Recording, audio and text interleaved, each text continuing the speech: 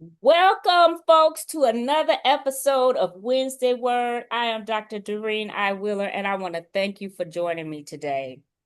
Today is a very special episode because I have the honor and privilege of welcoming Dr. Betty M. Lovelace, editor and contributing author of the new anthology. Y'all know I got to show you. Desperate Women, Desperate Measures, Narratives of Women in the Shadows who found God. I'm sorry, narrative of women who found God in the shadows. Y'all know I be messing up. So this anthology brings together powerful voices, y'all. And it reminds us that behind every smile, title, accomplishment is a story. Today, we are talking to the editor and a contributing author as to why these stories matter. Before I give the mic over to Dr. Lovelace, let me just tell y'all, this is one of the most profound sisters that have had an impact on my life. I have known her since I was had Similac on my breath, y'all, like young kid in the profession. All right. And she mentored and molded me and has been in my life since what, 95, 96, Betty, like early. It's been It's a been a while. long, long time. And so to be one of her authors and for her to take time out of her busy schedule to be on Wednesday Word to help us understand the importance of storytelling, the power of Black women's magic, and the power of not staying silent. Dr. Lovelace, tell us a little bit about yourself. Tell us what your journey was. Thank you for being here today. Well, Doreen brings so much energy to a space, regardless of what that space is. It could be on Zoom, it could be standing side by side, we could be sitting in a restaurant, we could be on an academic campus. It does not matter and has not mattered where we were. Doreen brings that energy into the room, and you cannot help but be impacted by the energy that she brings. And so I want to thank you, Doreen, for who you are and for keeping us all honest. Keeping us all honest. I think Thank you you for that. indicated that we have gone back. We've been around each other and connected with each other since what? I don't know. It's been a long time. The I'm telling 90s. you, it had to be like It's been the mid to early 90s because I got my master's and I came right to dentistry. yes. And so we've That's why I been say I was a baby. Like you groomed me. This my big sister, y'all. She said she was a baby. I don't know what that makes me. A little bit more than an auntie, I suppose. But it has been a wonderful journey, and I cannot proceed without mentioning our third wheel, oh, I just blocked on the name. Dr. Lenore Lenora Barnes Barnes Wright. Wright. Yes. We were the three that were always around each other, always um, pushing each other, challenging each other, whatever the case might be. And so there is still that feeling of loss when I think about Lenora because of the impact that she had. She Oh, was the man. daring sister. I don't know what I would Yeah. call me. I was the determined sister, and Doreen was the sister being molded, but there was a fire under her that to this day has not dimmed. And so I do value and appreciate the relationship that we've had over the years. And so my journey, I'm a native North Carolinian, born and raised not too far from Wilmington, North Carolina. I don't call it rural North Carolina, but it was very close to that. And I often say that I am out of a very humble beginning. I grew up on a farm, but I made a determination very early that I would not spend the rest of my life on a farm. And so at the age of 18, while standing in a cornfield, I looked at my grandmother and I said, this is the last time I will be in anybody's field. And so off to college I I love it. went.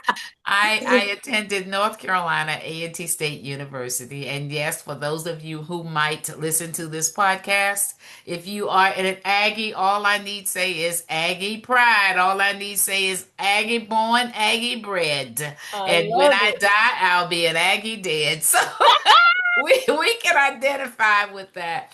And so currently I'm in Burlington, North Carolina, which is just about 22 minutes from North Carolina A&T. And so I'm just excited of where God has positioned me and what I'm doing at this particular point. I also need to give a shout out. I am out of a large clan.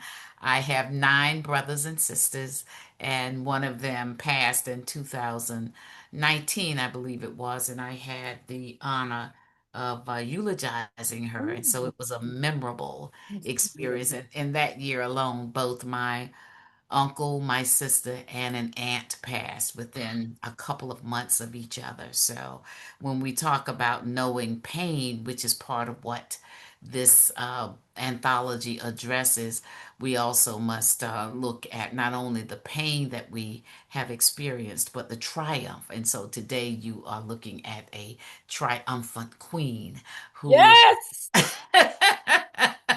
who has most not only definitely. weathered the storm, but she is able to talk about it with a smile. So, Doreen, I'm not going to talk too long. You just asked me particular No, questions. but you making me think about this analogy. I can't remember what preacher, but he was talking about the palm trees Mm, and how the palm trees' roots are deep. That's yes. you, Betty. You a Mhm, palm tree. Your roots mhm, go deep, go deep. And the thing is, you palm trees are bent to they made to bend and sway. So that's why they don't usually mhm, snap when the mhm, hurricanes and stuff.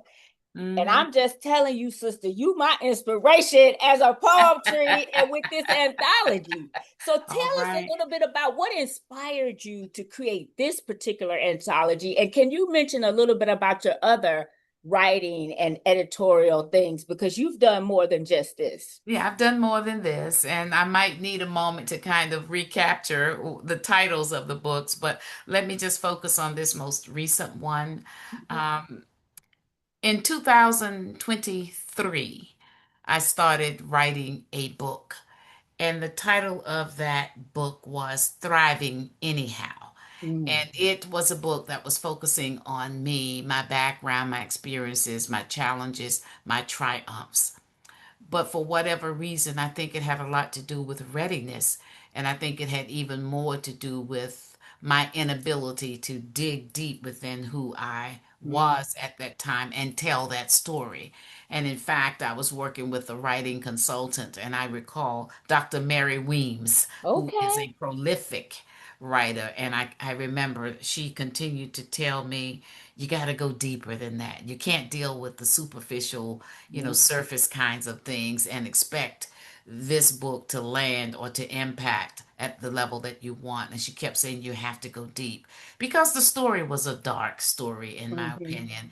And Mm-hmm. I could not. I could not. I wrote around all of the experiences. I did everything, but I could not delve into the heart of what had transpired over the years. And at that point, I was well into my late 60s, Mm. probably knocking 70 on the door, and I could not finish that story, and so I just set it aside. And about a year and a half ago, while just kind of reflecting and thinking about things, and it occurred to me there is another book in you. And I think if there's anything that I can leave with our listeners today, it is that there are stories in us that are waiting to give birth, for us Yes. to give birth to those stories. And some stories will take precedence over others. And some at that particular time may be more meaningful than the one that you may have even wanted to tell. And so I just kind of sat in that a minute, and I kept coming up or back to, and I'll tell you why I say back to. I kept coming back to this theme of desperate women, desperate Mm. measures. And I think the reason I kept coming back to that was that, about 10 years ago, I taught a Bible study series that was so titled Desperate Wow. Women, Desperate Measures. and a desperate God. And Woo! so that was the title that I was driving toward, and began thinking about how the book needed to come together. And not so much thinking about who would be in the book, but just what is the message in this book? What do you want to convey, and who needs to be a part of this, and who might your readership be? And I learned long ago that as we're talking about books, that we always have to think about who the audience will be, Mm, because you can't write outside of an intended audience. And so I spent a considerable amount of time focusing on that, and began reaching out to individuals that I knew, believing that they were those who should be in this book. mm. And I attended a conference. I made the announcement at the conference. It was June 2025. And of course, a number of individuals contacted me via phone or text or whatever the case may be, email, and said I wanted to that they wanted to be a part of this book. And I will never forget the very first call I received that was the impetus that really lit a fire, was when I answered the phone and a woman said, "Dr. Betty Lovelace, I'm a desperate woman." Ooh, And it just sent chills through me, as it did you, Doreen, as I just mentioned that like, she said, "I'm a whoa, tell desperate me that woman." ain't divine. Like, And exactly. And so as we unpack that, because I needed to hear what she understood desperate to be. And so hmm. she shared it with me, and certainly it did fit within the pages of the vision that I was given. And the interesting thing is that I think I started with about 20 women who indicated that they wanted to write, but as time and experiences and everything else, came together, we landed with 13, with me being the 13th individual. And so I began meeting with these ladies. The interesting thing that I think all of us must wrap our minds around is that from the very beginning, this was divine writing. From the very beginning, I cannot tell you that many of the things that transpired would have had it not been for the Holy Spirit. I have to name him as he is. But I'm gonna also name that how the Holy Spirit within you used because your leadership as a contributing author is what made this come to fruition. And you are right. A lot of people didn't understand the desperate God. I understood the desperate God because God is desperate to love us. God is desperate to heal us and to make a way for us. So, Absolutely. yeah. And we could spend time at some other, time Oh, yeah, talking we about will. We the can go into that. desperation of God, but it didn't land well with a number of I individuals. remember And, that. I decided not to push. What I decided was, well, I raised the question, what's most important? Is it Yes, most important for you to stand on this notion of God being desperate as you understand it? Or is it most important for you to tap into the energies, the minds, the spirits yes, of these women, for them to write their stories? And so I landed with individuals being able to write their own stories. And my constant prayer was, insert me into the mindsets of these women so that I can carry mm, their stories to fruition. mm, Didn't want to change the direction, did not feel that it was my place to redirect them, but I did feel that it was my place to kind of insert myself into their experiences and write with the flavor and intent that yes, they had, so that the stories could then fit with the book itself, because we all know we have themes, and we have themes for a reason. We have directions for a reason, yeah. and something cannot be in far left when it needs to be centered.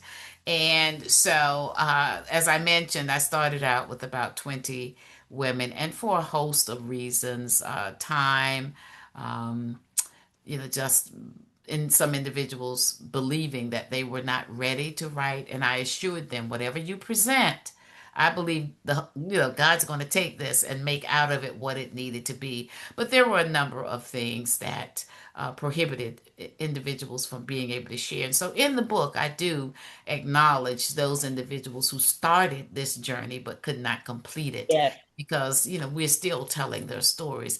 And so what I did from the very beginning, after reaching out to some individuals that I knew, and then they reached out to other women, and then those women reached out to other individuals. I mean, I was still getting stories up till probably 3 weeks before I had to have things in the hand Wow. of the individual who was working Okay. with me as a consultant. And I just could not turn a person away if it Mhm. was their determination, their intent, their goal to have a story. And so, I received the story in May, and we were very close to wrapping the book up. And Mm. I just decided that this is coming for a reason, and let me see how I can, relax the margins that I had I extended love that. to But that include. shows that that's the thing I love about you and your leadership is it's always what is the good for all? What is the Mhm, good? It's equitable, it's fair, it's loving, it's caring and compassionate. But mhm, yet you will snap the whip with us when we be acting crazy and not me. So I kind of also want to go back to why is it important for us to center these stories and not have them stay in the shadows, Dr. mhm. Lovelace? It's important because it's a reflection. It's a part of, who we are at first as individuals, and then it's a part of who we are as women. It's important because our storied lives have been, uh, we've been told that they needed to remain private, that you don't Mm, talk. It's almost as if, I grew up in a household where you just didn't air your dirty laundry regardless of what was going on. When you stepped out, you put on a public face. And I didn't grow up in a household where I would say there was a lot of financial means. I mean, I often say I grew up with humble beginnings, and I absolutely did. I mean, imagine 10 of us, although some were older at that point. But it's important because until we give voice to what we experience, we will have no way of being able to work through.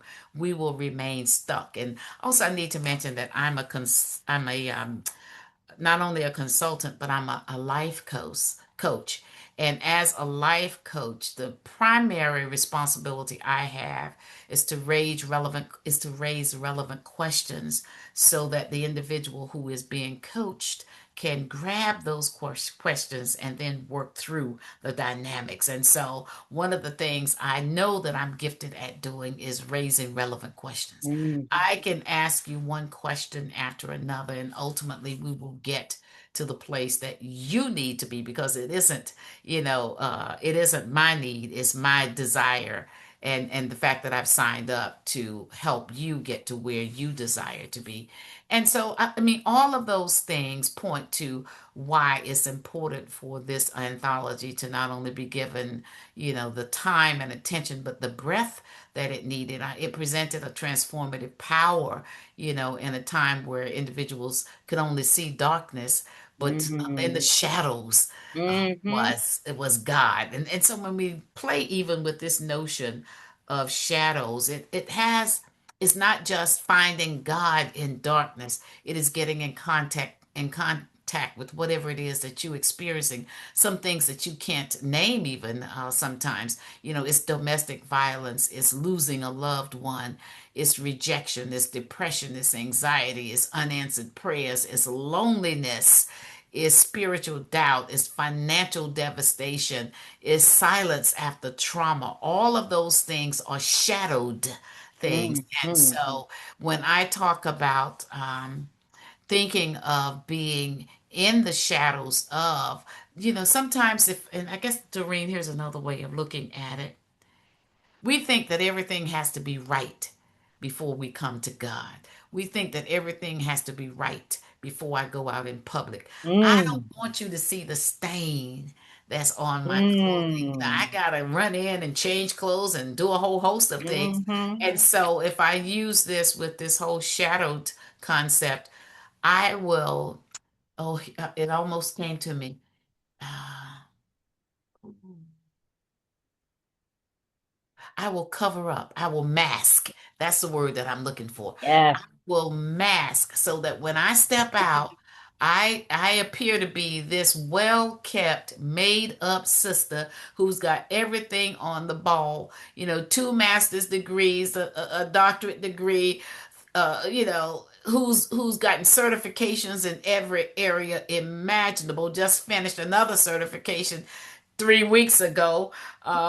And so I come out as if I got it all together. I know how to enunciate. I know how to apply my makeup. I know what clothes to wear. I know what the symbolism is that I want to step out on. And I know what message I want to convey. And so I could be, as we used to say, I could be toe up from the flow up, Hey. but you might not know it.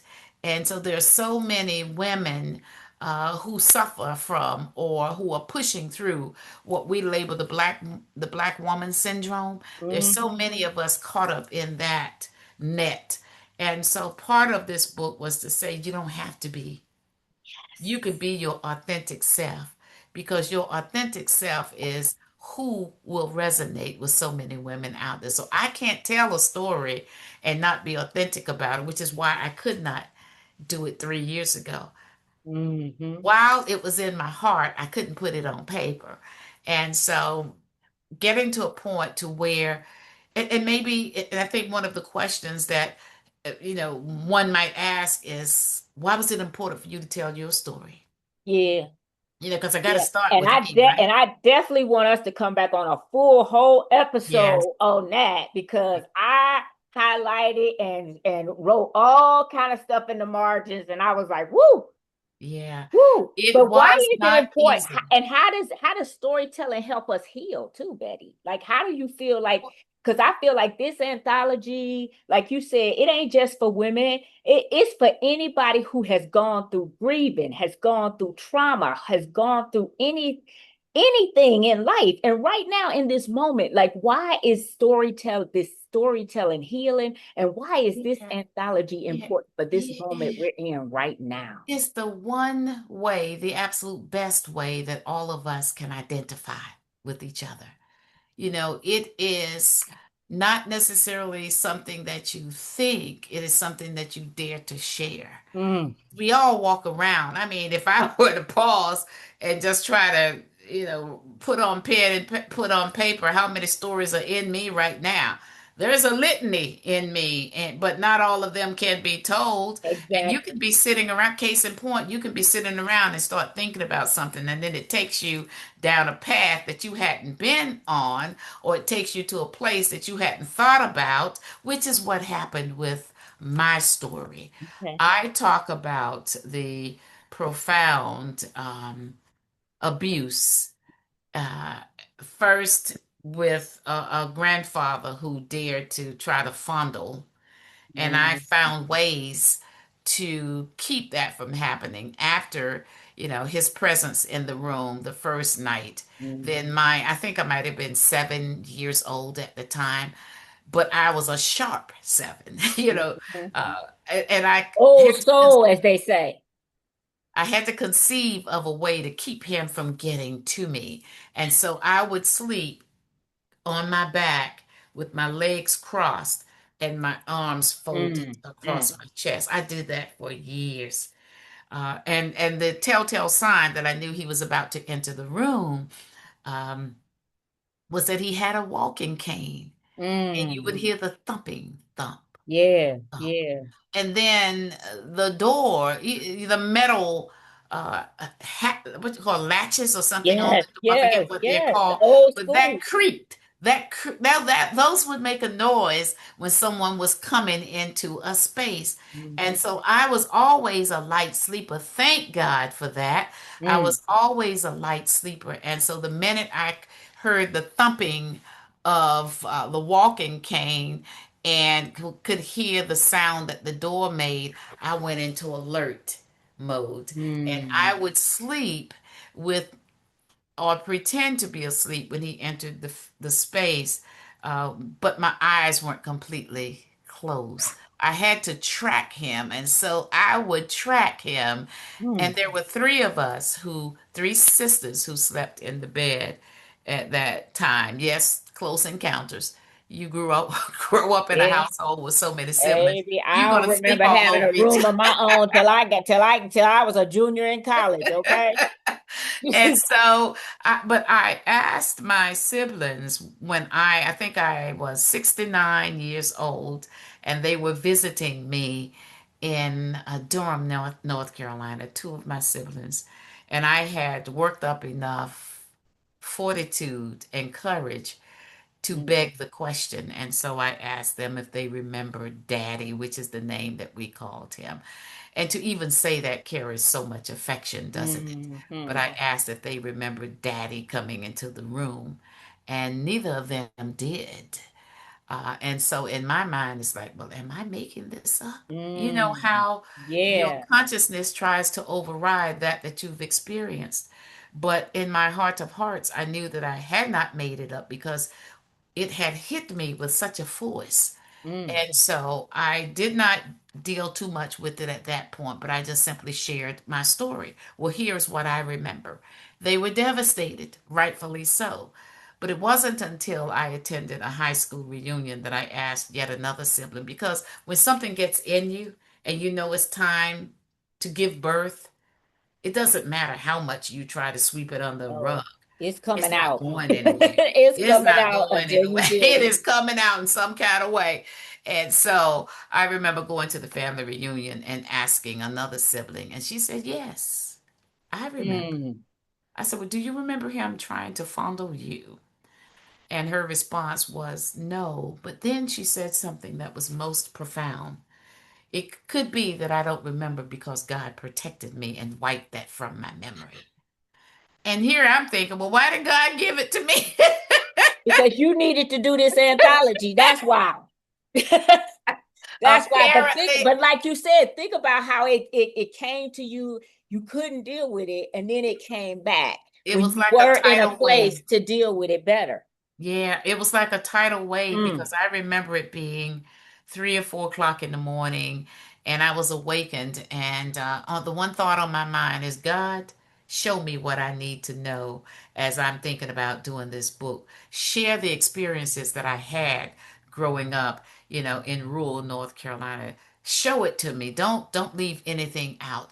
And Doreen, it hit me like a tidal wave. mm, It just consumed me, and I'm shaking, I'm crying, I'm asking why? mhm, And so mhm, I went through that. It was more than an episodic moment. It mhm. was, I I went can through that imagine. experience. That sounds So like a crisis. close to it. The beauty is that because I asked him to show me, he Yes. also knew how to tend to me. Yes. That's the one thing that I want the listeners to hear. So again, I'll pause and you ask me another question because I can go No, down but this path.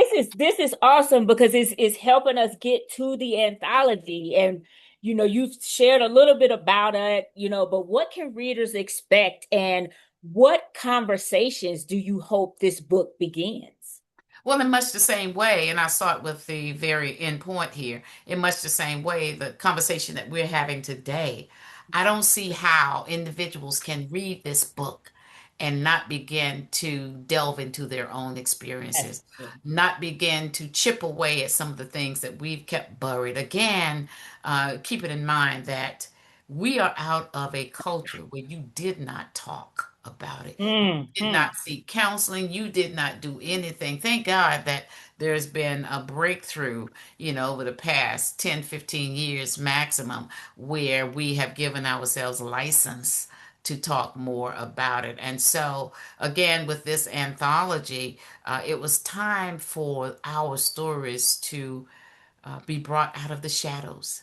It was just simply time. And I recall a daily prayer of asking God to show me what I needed to know and needed to see in that moment. And as the drafts, because I asked each individual to write, to provide an excerpt of the story that they wanted to tell.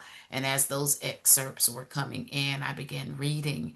And I think it was more than a process, more than a journey. I have yet to really define what the past year has been like for me as editor and for all of you, Doreen, as contributors. I have yet to come up with what it was because, again, it was something that I could not have fashioned. It was something that I could never have imagined.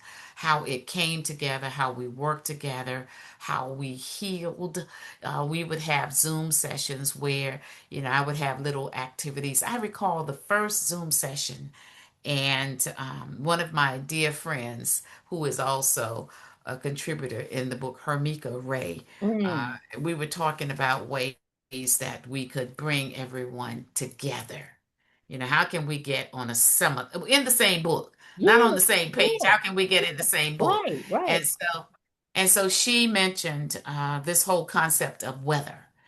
And so if you I recall remember the that. I question that remember I that. asked, for you all to use what, I don't know if it was 5 minutes or 7 minutes, can't remember what it was, but I asked you to describe the weather inside of you. Yes. And what you wrote, all of you wrote within that 5 to 7 minute period of time was phenomenal. And I had hoped and thought that I was recording that session, but perhaps it wasn't a session to be recorded because when Right. I went back, it didn't record. But, it was something for us to But the experience. experience, because I think for those who we're not used to being authentic, we're not used to sharing what's deep, because, like you said, and I just want to quote from page 25 out of your chapter, what you said. But strength and silence can look remarkably similar. Hmm. What the world could not see was the quiet weight I carried, the memories buried beneath achievement, the body that remembered what the mind tried to forget. Trauma Mm. does not dissolve simply because a woman succeeds. It waits. That And was my and story. I'm telling you, like, because my Hmm. chapter is about my infertility journal, and Hmm. the first chapter I read was Dr. Birch's chapter about her grieving. And just because of where I'm at in my life right now, that ministered to me so. Yes, it spoke And to I'm you. just going to tell y'all, audience, when you get this book, get you a highlighter, get you a pen and paper, because I got papers for you. Would think I'm Yeah. doing Bible study with this book. I got pages folded. I Yeah. want to reach I out will to the say other to you authors that, and talk to them, because this is a yes, discuss. This is great for a women's circle. This is a great book absolutely. for people to read and then come together and discuss. Absolutely. I will say to you that this book is very appropriate for Bible study. There was a book that I wrote, uh, Dancing with Ankle Weights is one of the books Mm, that I edited several years ago, and that became one of the most popular books for Bible study I love that. sessions. And then there was another one. Oh, I can't think of the name of it right now. But I have, this is the fifth book that I have written and or edited, and and a lot of them do end up being or becoming Bible study books. And then there was one that I wrote where I actually wrote that one. I didn't edit it. I actually wrote that book. And I recall a therapist saying to me that showing me she carries that book next to her Bible. There's the Bible, and then Mm. there is that Well, book. is it Gear Up, Ready, Set, Shift to That Abundant is the Living? title of it. That is the title. Thank you. Thank you. Thank you. Thank you.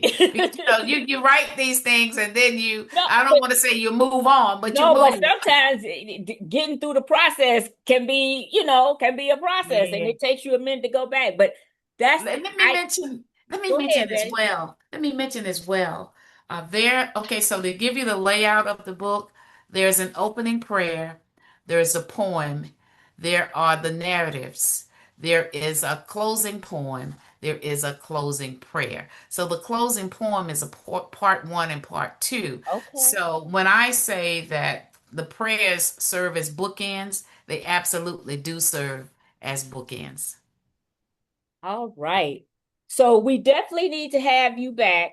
Dr. Lovelace, It because was this time has passed very I quickly. want to go. We still got a little bit more time, but I'm just putting my plug in. And I also feel like it would be awesome if we could reach out and have some of the authors and have conversations with them. Absolutely. And I definitely I'm telling people, I'm going to show you this because I want to share my screen to make sure because I didn't created something special for y'all. So y'all have no problems with trying to get this. Use this little QRS code. It will take you directly to Amazon, folks. So we're going to leave that up there for a few more minutes while Dr. Lovelace and I are talking before we close out.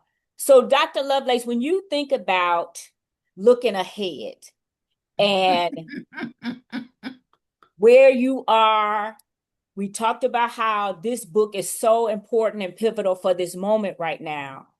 What do you see? What do you envision? And what do you hope Mm, to come out of wow. this process for you or for anybody who picks up this Yeah. wonderful book? Okay, that's a two-part Yes, question. So what do I think or hope will come out of it for me? for Uh, you and for your audience. yes, yes. For me, because I am so convinced that I was compelled to write this. Mm. I could not have gotten around it. I could not have talked myself out of it. It was supposed to happen, and it was supposed to happen now because of where we are as women, where we are as a culture, where we are as a nation, where we are, period. And so it was something that was supposed to happen and happen in the way that it did, because when you think of 13 women coming together and there not being any major hiccups along the way, I mean, it unfolded. It literally blew my mind. I cannot think of a better way to spend time than even to when I reached out looking for, I served as an editor, but I also had someone else to walk alongside me so that we could make this book ready for publishing. And so that was the role of that person.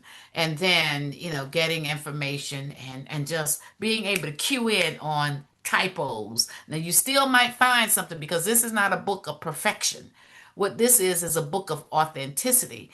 And so, by just all of those pieces coming together and the energy that I started with and the energy that I ended with, which far surpassed where I started, and it was just a divine order. So that what I want and what I believe will come out of this will be, it's a start today, with the podcast, with showing up, being in a space, talking about the book, with conferences, with going to churches, with women's leadership groups. You name it, the sky is the absolute limit. And Yes. so I will be reaching out as well, sending it out to people that I think might be able to help promote, and it's not just promoting for sales, it's promoting for the stories to continue to be told, because somebody is going to be released from something that they've been carrying for a long time as a result of having read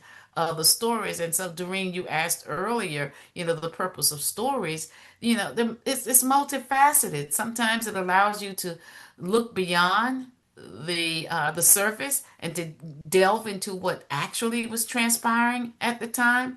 And sometimes it allows you to be awakened because of Mhm. someone else's story. And sometimes it pushes you to now craft your own story. Yes. So there are many, many different things that I believe this anthology will address. And I'm just glad that it was placed on my spirit, placed on my mind. And there, if I can read, to read, which might also whet the appetite of, Yeah, baby, you do what you need to do because I am feeling like I'm telling y'all, this book, I ain't even got through it good and it's blessing me. So go ahead. Go ahead. So this is part one of a poem by Angela Lambert. Angela Lambert was a student of mine when I was director of the Upward Bound program at Roanoke College, 50 years ago? And we just Mm. had a reunion, which was absolutely amazing. And I said to the individuals, and we had about 100 people in attendance, and I said to them, it never occurred to me how young I was. There was only about 7 years that separated them from me, and here I am as their counselor. I And love it. and so I said that to them. But I reconnected with Angela um, while doing some consulting work for a company. And when she saw my name, she said, "There's only one. There's only one Betty Lovelace."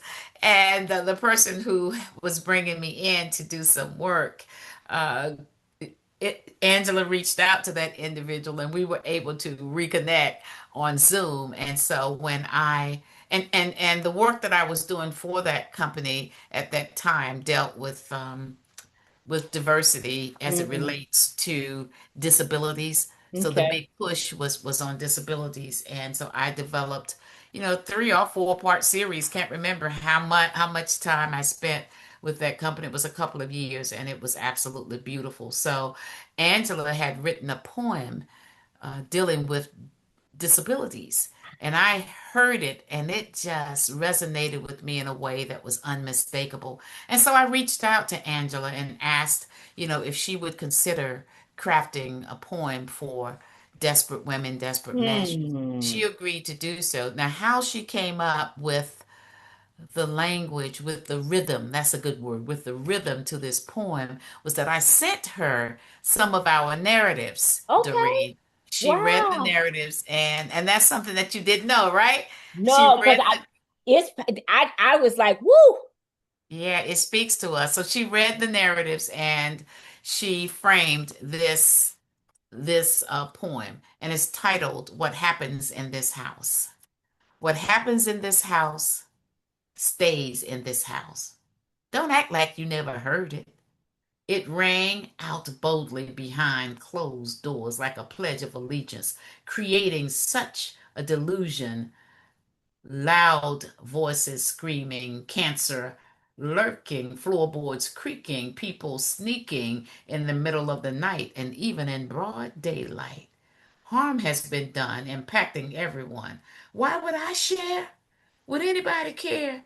Because what happens in this house stays in this house. The evil keeps on breathing. Silence is a dream snatcher. Just when I tried to exhale, there was a crushing of my lungs, silencing my claim with no avail.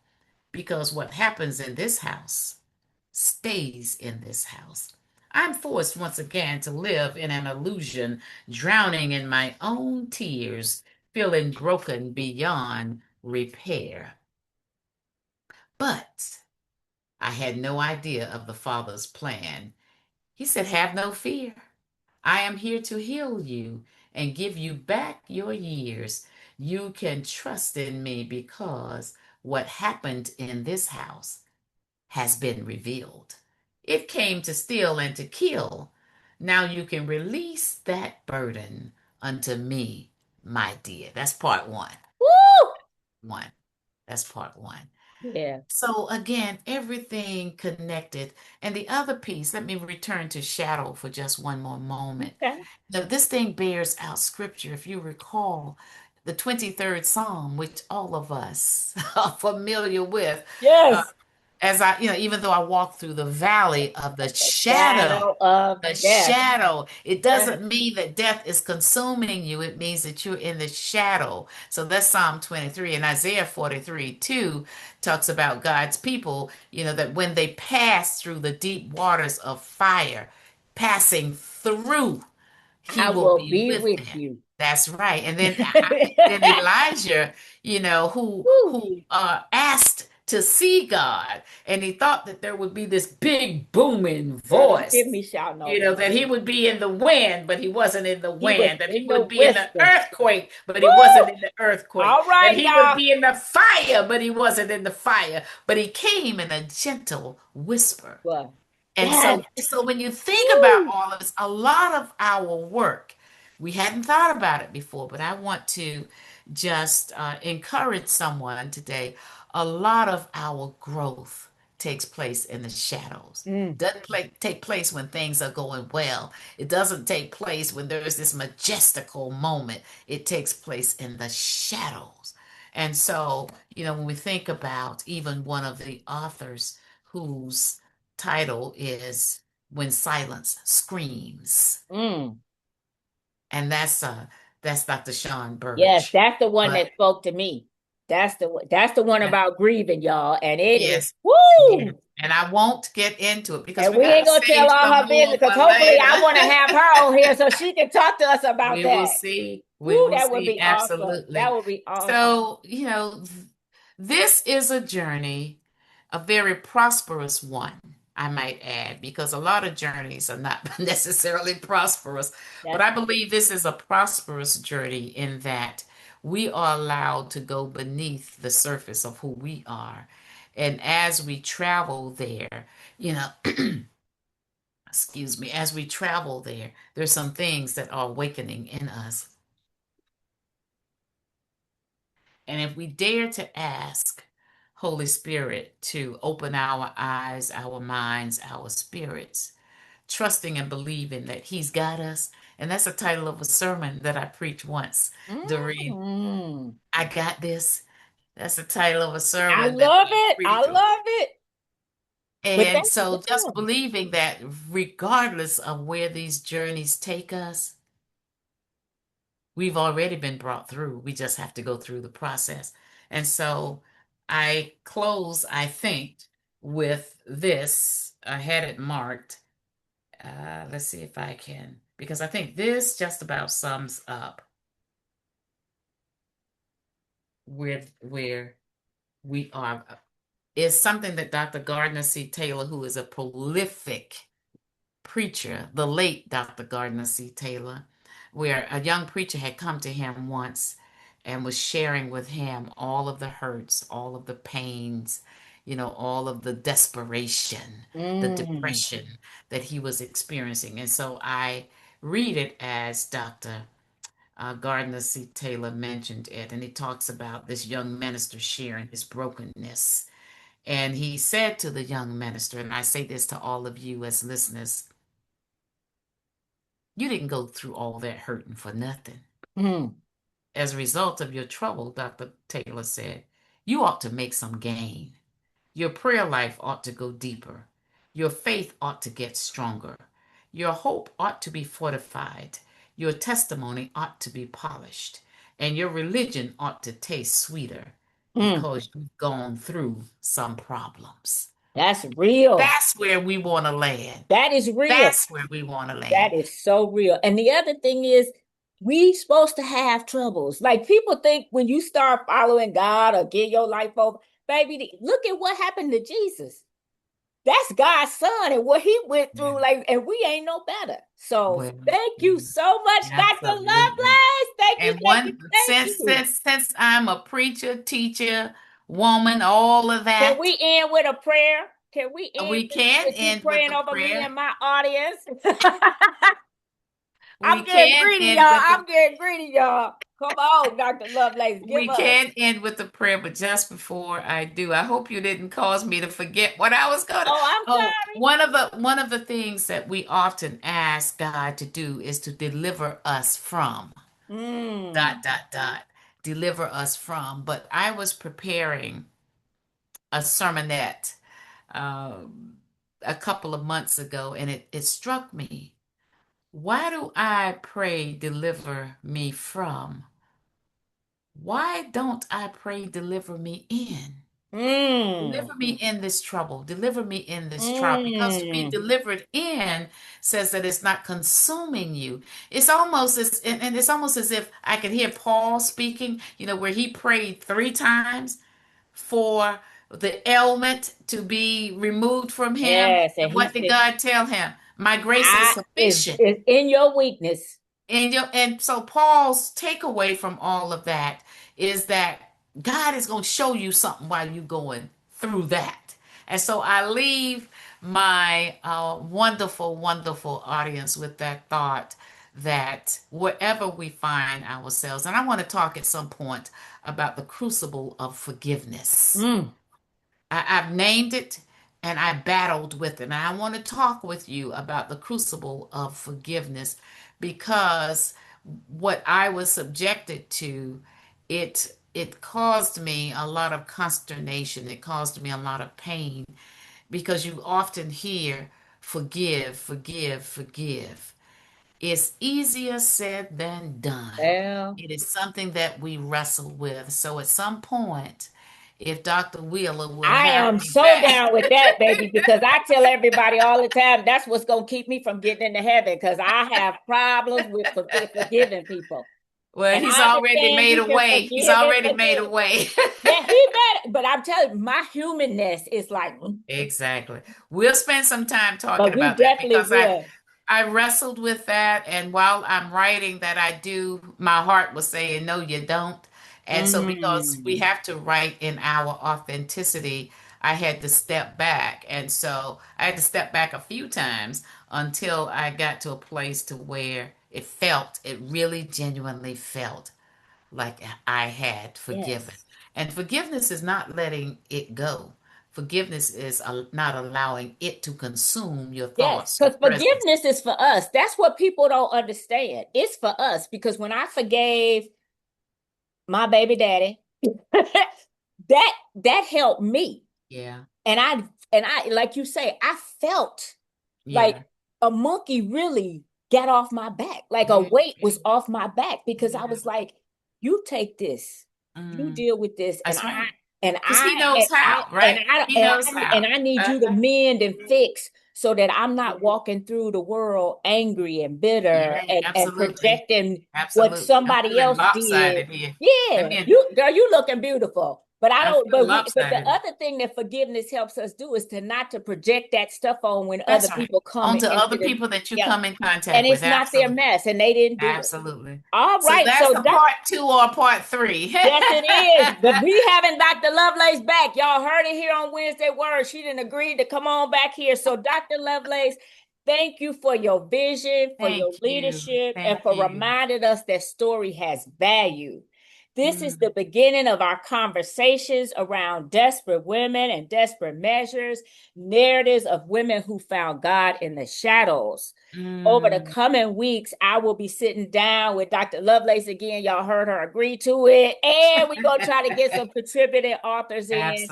And absolutely. she and I will be discussing because, like I said, I want to go into detail about her article. I want to know how she feels Mhm. about my article. So, thank y'all for joining us today. If you feel inclined, please like the video, please share it. And Yeah. until next time, be blessed and be a blessing. All right. So closing prayer. I think that Yes, was the I do. closing I do prayer. want my close of prayer. You Be know, blessed and be a blessing. And so, dear Heavenly Father, we come to you right now, truly grateful and thankful for how you kept us another day, God. The fact that you woke us up today let us know that yes, there's still work for us to do. And so, God, we just simply ask for you to show us where you're working so we can join you there, God. We will do it with joy. We do it, God, with anticipation and expectation that something major will happen, God. And I pray for yes, every sister, every brother, every individual who will be yes, listening to this conversation. I pray, God, that there will be something major that will take place in their lives to where they will feel strengthened, to where they will feel, as the song says, I feel like going on. That is my prayer, God, that you will yes, touch them in their places of need, God, that you will meet them. And God, I just thank you for this vision, God. Stories are all we have, God, at the end mm, of the day. Oh, mm, we have so many stories in the Bible that we rely on. We have the stories of our ancestors. yes, Those stories are what's keeping us. Those yes, are the promises of yes, you, God. And so we thank you for every promise that you've made, that you will never leave us, yes, nor will you forsake us. You yes. promised that you will be with us. Oh, Oh, God, always, even until the end. And so, yes, God, we send each lady out, each sister out, each mama out, each auntie out, We send each other out, God, just knowing that we carry what you have positioned for us to carry, God, and you will not abandon us. And so until we meet again, we just ask that you will continue to watch over us. These and all things we ask in your son's name. Amen. Amen and amen. Thank you, Dr. Thank Lovelace. you. Y'all have a great and blessed day.